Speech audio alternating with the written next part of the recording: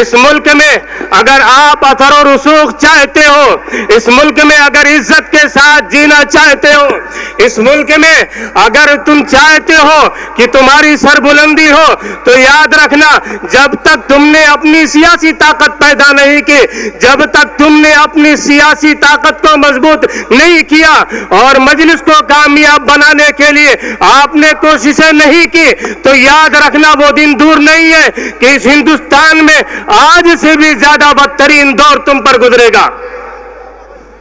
وہ حالات دور نہیں ہے۔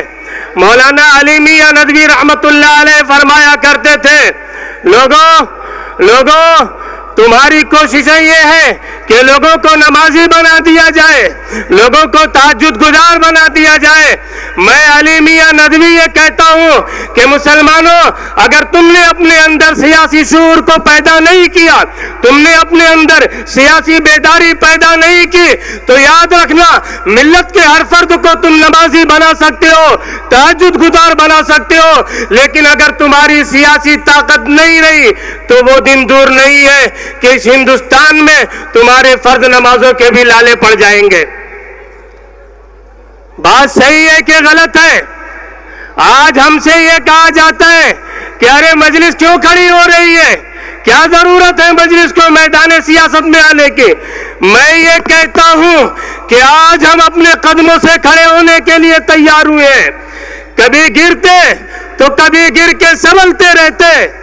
میرے شعر پر غور کیجئے گا، کبھی گرتے تو کبھی گر کے سنبھلتے رہتے۔ ارے ایسے بیٹھے رہنے سے تو بہتر تھا کہ چلتے رہتے۔ غیر کے قدموں سے چل کے تم کہیں کے بھی نہ رہے۔ تم نے سماجوادی پارٹی کو سپورٹ کیا، تم نے کانگریس کو سپورٹ کیا، تم شیو سینا کی گود میں جا کر کے پل رہے ہو۔ دوسروں کے ٹکڑوں پر پلنا اور دوسروں کی غلامی کرنا یہ تمہارا مقدر ہے۔ غیر کے قدموں سے چل کے تم کہیں کے بھی نہ رہے، اپنے پیروں سے اگر چلتے تو چلتے رہتے۔ اگر آج تم نے سیاست کے میدان میں مجلس کو کامیاب بنانے کی کوشش کی ہوتی تو آج تم اپنے پیروں پر کھڑے ہوتے، غیروں کی طرف نظر اٹھا کر کے دیکھنے کی تمہیں ضرورت نہیں تھی۔ بس ایک دو بات میں کہہ کر کے اپنی بات ختم کر دوں گا۔ بچہ جب پیدا ہوتا ہے، سال ڈیڑھ سال کا ہو جاتا ہے، چلنے کی کوشش کرتا ہے، تو کیا اس کے ماں باپ، کیا اس کے سرپرست اس کو یہ کہہ کر کے بٹھا دیتے ہیں بیٹا مت چلو، بیٹا مت چلو، گر جاؤ گے، پیروں میں چوٹ آ جائے گی، ارے سر پھوٹ جائے گا، زخم آ جائیں گے؟ کیا یہ ماں باپ کہہ کر کے اس کو بٹھا دیتے ہیں؟ نہیں، اس کو چلنے دیا جاتا ہے، وہ گرتا ہے، پڑتا ہے، چوٹیں کھاتا ہے، کہیں ڈملا جاتا ہے، کہیں گر جاتا ہے، یہ اس کا مقدر ہے، اور اسی سے پیروں سے چلتے چلتے ایک دن وہ کھڑا ہو جاتا ہے۔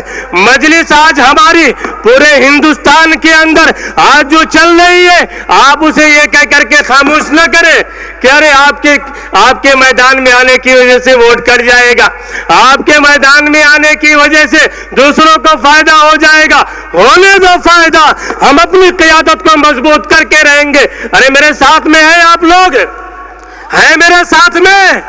ہاتھ اٹھا کر کے بولیے، آپ اپنا ووٹ استعمال کریں گے مجلس کے حق میں؟ ہاتھ اٹھا کر کے بولیے انشاءاللہ۔